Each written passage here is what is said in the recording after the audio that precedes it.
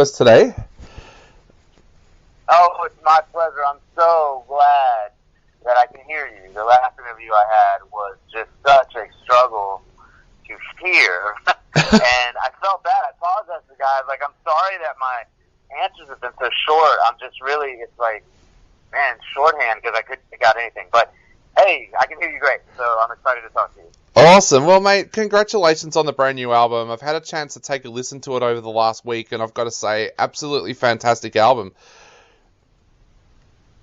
Thank you, man. We worked really hard on that. I'm glad you like it. Well, that was my first question was going to be, this has been 5 years between albums for you guys. What was it like being able to head back into the studio and work on an album this time around? Well, I mean, you know, it's what we do. It's certainly something we're accustomed to doing. But we were excited. You know, this time there was some, you know, unique conditions. I mean, it had to be 5 years. So there was a real anticipation for us about what the new material, what kind of shape it was going to take, you know, what kind of styles were going to be popping up. Willie and I are pretty much always compiling music, song ideas on our own. So there was a lot of material to pick through because it had just been so long. So Willie and I had a lot of what I would call raw material for the songs. And obviously, our first recording with our new drummer, Art, you know, we'd been playing with Art for 2 years before we got into any kind of pre-production sessions for this album. So it wasn't, nothing about playing with him was a new experience, and we had sort of worked out all that kind of transition, feel things and all that kind of stuff on stage, really, for the year and a half previous. But we certainly were excited to write music with him. And so, yeah, I mean, I think, you know, in terms of the process, we work with Josh Wilbur like we pretty much always do. I guess the biggest difference was the way the time was spread out, in the sense that we started working on this album while we were still touring with Slayer. We were doing a bunch of the legs of the Slayer kind of farewell campaign. And that's really a large part of the reason why it was so long in between albums, is because our tour cycle got extended doing that. So on breaks in between the legs of that tour, Willie and Josh and me would go into a studio somewhere and work for a week and a half on demos of new songs. And we would do that and go back out on the road and do another leg and come back and do that. So we had these sort of brief pre-production sessions, demo sessions, that were spread out over the course of like a year.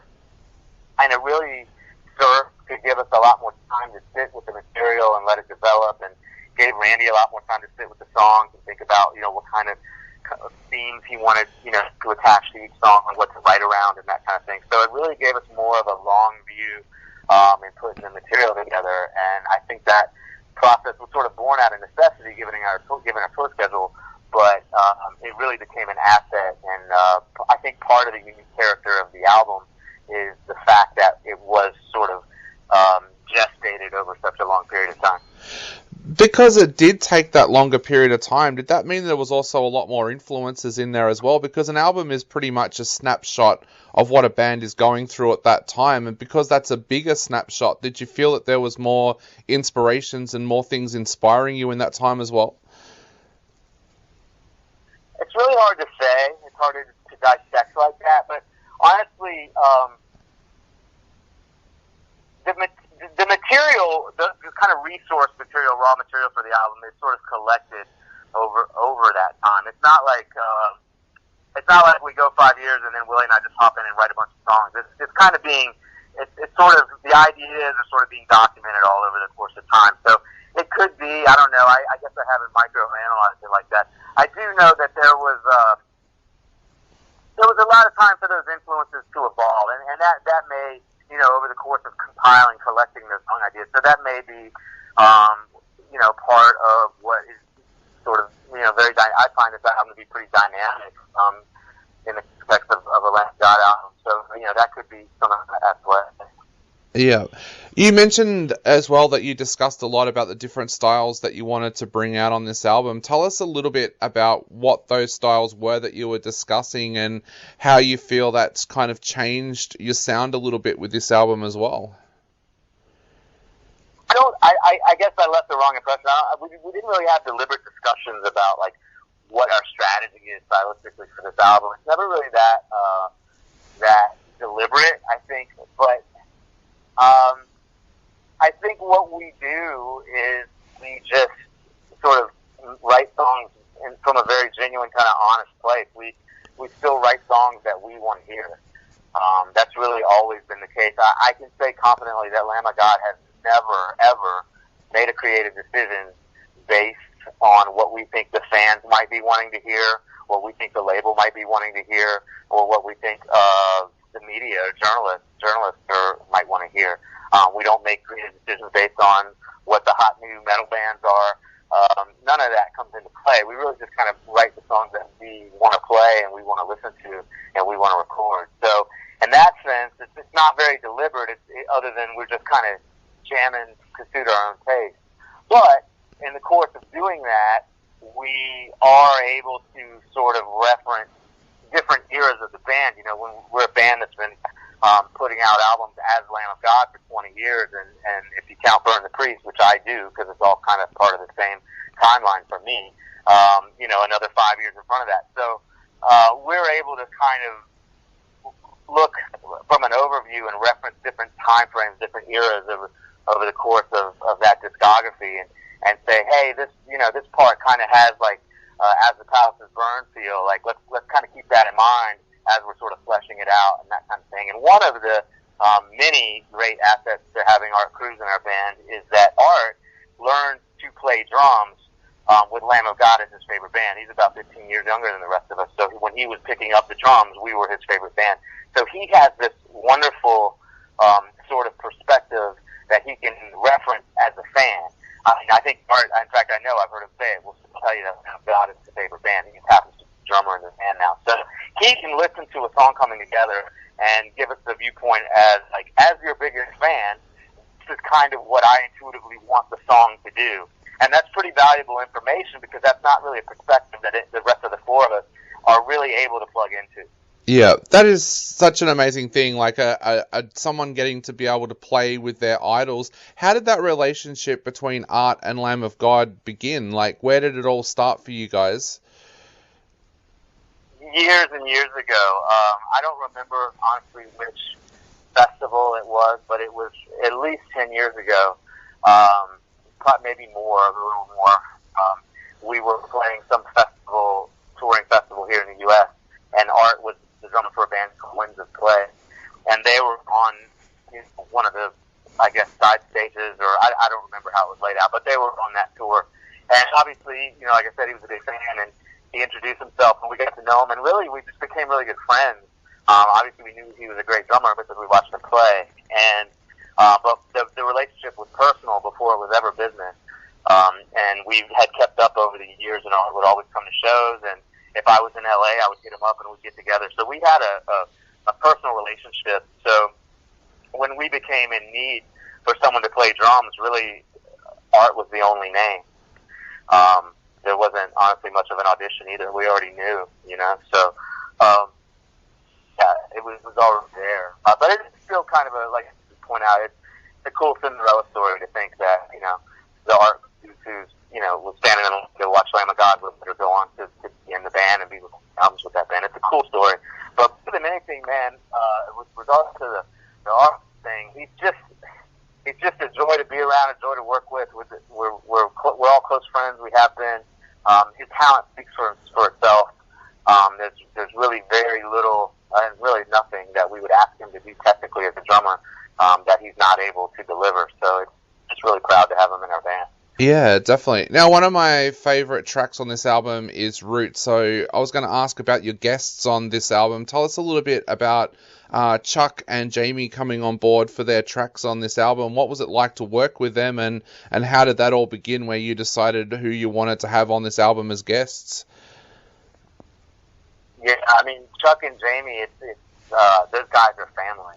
I mean, really, and the God Camp, Big Greek Camp, and the God Camp, Cement Camp. They're just, in passing, we've met those guys. Those guys are our friends, all of us. Jamie and I talk regularly on the phone as friends, nothing to do with business. And Chuck and I the same, and his wife Tiffany, we're all family friends. I've got, I got pictures of Chuck Billy playing board games with my 5-year-old daughter on the back patio, like, you know what I'm saying? So it's like, it's family, and we love those guys. And again, there's that relationship, but then musically, so it was natural to include them, but musically we had these songs, like Roots, which, obviously the lyrical content, it's about Standing Rock and Randy's experience at the protest there, and it just kind of has that sort of thrash feel as well, so it just made sense, to put Chuck on the track. And it was easy to do. I had worked with Chuck before on my solo album, Anesthetic. We did a song together, and as I said, it's just real natural to make that call and have him do it. And Jamie the same way. Jamie's family, and he's good friends with us, and we needed a hardcore singer, and what better a hardcore singer to call than Jamie Johnson? Yeah. And, of course, you worked with Josh Wilbur again as producer. You guys have worked with him before. Tell us a little bit about why you guys like working with Josh and what you feel he brings to Lamb of God's music. I mean, we've just worked with Josh for so long, and it's never gotten stale. There's never not an idea, between us and him. There's never any sort of disconnect where we feel uncomfortable with question or criticism. We have a look. I mean, Josh, talking a lot about friendship in this interview. Josh is like a personal friend of mine. He's one of my best friends, and we talk at least every couple of weeks, if not usually more. And it's not always about music or business. It's just he's my friend, and I think everyone in the band can say the same. So. When you have that kind of a history making albums together, and you also have that sort of relationship that's a trust, a genuine trust as a friend, and then also that creative trust where you trust his judgment, you trust his artistry, you trust his interpretation of your idea, and you trust his ability to communicate and listen at the same time. That's just hard to unplug from, and I haven't found and we haven't found as an organization a reason to unplug that up until now, at least. I mean, so far. And I don't imagine we will. I'm trying to figure out how to word that. I'm saying that's why it's been as long as it's been. It's just because it works so well. Yeah, definitely. Mark, you guys actually pushed back the release of the album because of the pandemic. Well, how difficult of a decision was that to make? Because that was a pretty big decision to make. Yeah, I would imagine it was. That would be a question for the people that made that decision. It's those kind of things. Like, I was certainly kept aware of the conversation, and I'm not criticizing the decision either at all. In fact, I think it was probably the right one. Fortunately, it wasn't mine to make, and there are people that are in charge of distributing and releasing and selling, frankly, these albums. That know way more about distributing, releasing, and selling albums than I do. So I defer to their judgment. My job is to write the music, record it, and then perform it. Maybe take a couple pictures along the way. And, I'm cool with that, man. I'm cool with that. But I'm glad it wasn't postponed any more than it was, delayed any more than it was. And I'm really excited for the world to hear this new album. We worked so hard on these things, man, and we put so much of ourselves into this. It's never nonchalant, man. It's never phoned in. It's never humdrum. Okay, let's just do another album. We really, really work hard on every detail of this, from the artwork to the lyrics to the riffs to the sound, the tones, the engineering, the sequencing, the song titles, the arrangements, the edit, the mastering, all of it, man. It's so important to all of us. We take it so seriously because we have to. We've got really a legacy at this point as a band. We've got a long discography, a pretty massive body of work that we have to honor, and we have fans all over the world that expect a certain level of quality from us, and we really have ourselves to please first and foremost. So we really put a lot into these things, man, and I'm super proud of it. Definitely. And like I said, it is an amazing album. You guys must be really, really keen to get back out on the road and to play some of these tracks live as well. sure, man. It's funny because I'm usually the guy that's like, we're touring too much. Let's get back to the studio.